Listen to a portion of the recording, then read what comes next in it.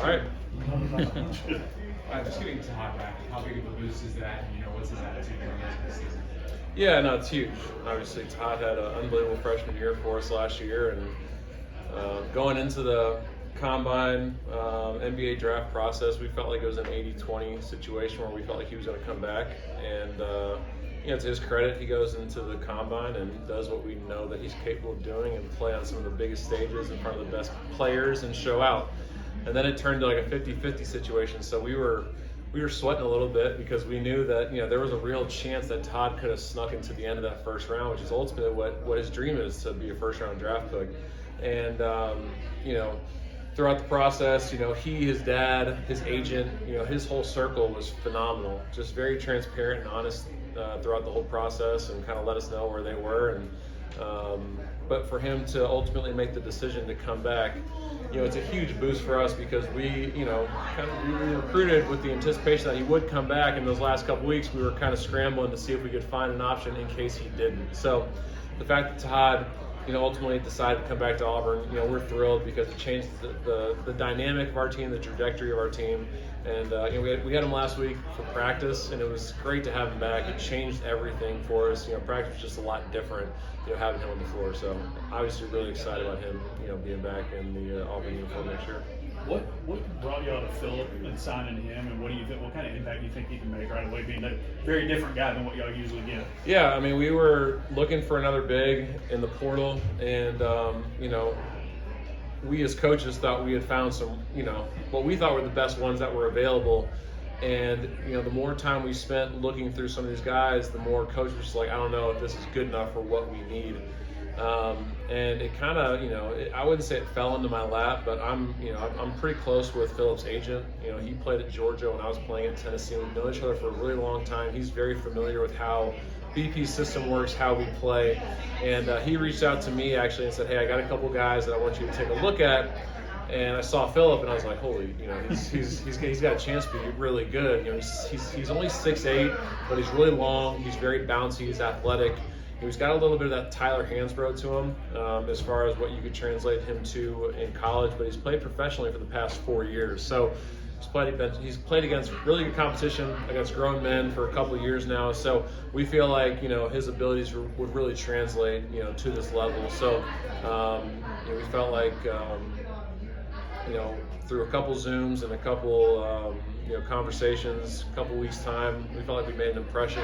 And obviously when you look at guys like Walker Kessler and Jabari Smith and Janai Broom, Dylan Cardwell, he looked at all those guys and was like, I could do that, and left an impression on him. And ultimately we were able to, get him signed, and we're excited to get him on campus.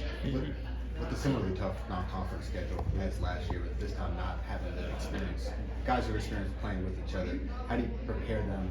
How do you prepare this group in a short amount of time going into that grind? I asked Mike Burgomaster the same question when he was putting the schedule together, and so you could ask him that too. No, I mean it's going to be a challenge. I talked with Hoke the other day, and he was talking about what our schedule looked like, and I was like, some people think, oh, it's not as tough as last year.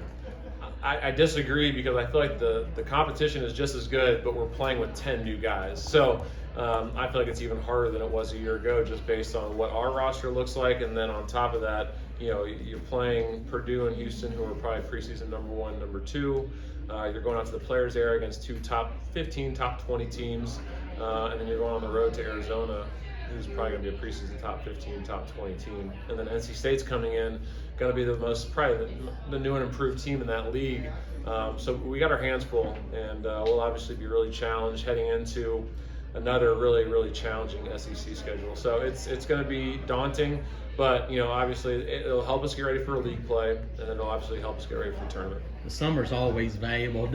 This summer, I mean, what's kind of the goal as you get prepared for a season with so many new faces? Yeah, I mean, first off, it's just getting healthy. A lot of guys come into summer still trying to get healthy from a season ago. So we got a couple guys that are a little banged and bruised up, and we're obviously trying to get them back healthy. And we feel like in a couple weeks we'll be at 100% with everyone, which would be great. Two, with so many new guys, there's a lot to learn and a lot to teach, and we didn't have Todd for those first 3 weeks to kind of help some of those guys come along, and so everything was kind of brand new as far as what we do offensively, defensively. So it's just really just doing the basics. These first couple weeks, just trying to get guys up to speed. Todd being in practice last week really helped because it had someone out there that knew what he was doing on both ends of the floor, and obviously helped speed things along. But those are the two main things. Obviously getting healthy, but then obviously getting everyone up to speed on what we do. And the first couple weeks it was tough because we didn't do a lot of playing. It was a ton of teaching, a lot of drill work, a lot of stuff that monotonous stuff that guys don't love to do. And then last week we got to play a little 5-on-5, and the guys were obviously really excited to kind of get to that stage, of the summer. And then once we get back from this week, obviously we'll continue to build and play more as the summer ends up. Steven, when you've got two newcomers, how important is it to have powerful guys like Keyshawn Hall, Keyshawn Murphy, Kevin Overton, guys like that coming into the program? Yeah, it's really important because they've obviously played at really high levels. You have a couple guys that have played in the Big 12. You got Keyshawn who's played in the SEC, so he understands what we're going against night in, night out. I would say last year the Big 12 and the SEC were the two best conferences, and the Big 12 has been historically one of the best basketball conferences in the country. So to be able to get that Power 4 experience with those guys is obviously really important. To be able to bring along the freshmen, the junior college guys, the Division II guys that are now coming into our program. So having some guys with some experience at the highest level obviously helps us moving forward, and it gives them a level of experience, a level of toughness to be able to handle what we're going in, night out.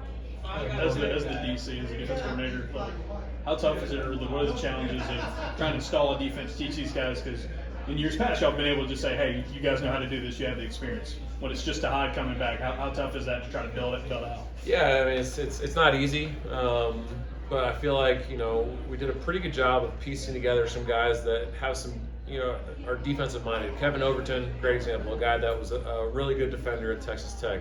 Keyshawn Murphy, really good defender, obviously at Mississippi State. Keyshawn Hall is more of an offensive player, but he's a guy that wants to become really good defensively. Elijah Freeman, a guy that defensively did it on both sides of the floor. So it's a group that is picked up on things quickly so far, but obviously we're going to get way more advanced as we go. It's a group that wants to learn, that wants to get better. So we've had a lot of guys that have come in and watched film. Sebastian Williams-Adams, when you see him in person, he looks like a football player. So he's going to be a guy that we'll be able to plug out there, and he'll fit physically, mentally. He understands the game.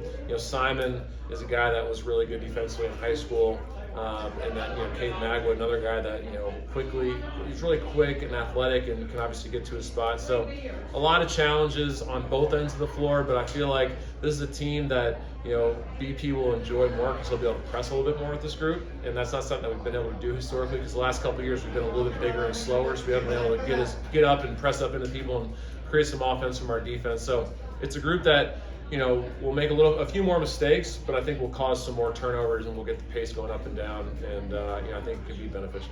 Quick one, Jason. Steven, we talked to Butch about being adaptable with the house settlement and how things are changing. How have you guys approached this as a staff? Yeah, I mean, our whole thing is you have to adapt to what the current rules are and what that looks like. For us, we were super fortunate that going into this year, there was recognition that we were going to lose a lot of people, and we had to get the resources to be able to compete. And John Cohen and Jared Binko and Brett Whiteside all had a plan going into the season, understanding that we were going to have to obviously up our game and not be in the bottom half of our league as far as our resources go, to be able to put together a team that we felt could compete. And they did that for us, and it allowed us to go out into the portal this year. And obviously we could pitch the basketball, but the basketball is one thing, and obviously we had to financially be able to take care of these guys on the other end as well. And we had the opportunity to do that this year, and that allowed us to build the team that you see that we're going to be able to put out there this year. So biggest thing for us, you can't get complacent. You have to obviously adjust with what they're putting out in front of you, and just find ways to work in the rules and find ways to be successful. And we're fortunate that we have a team around us that's supporting us to do that.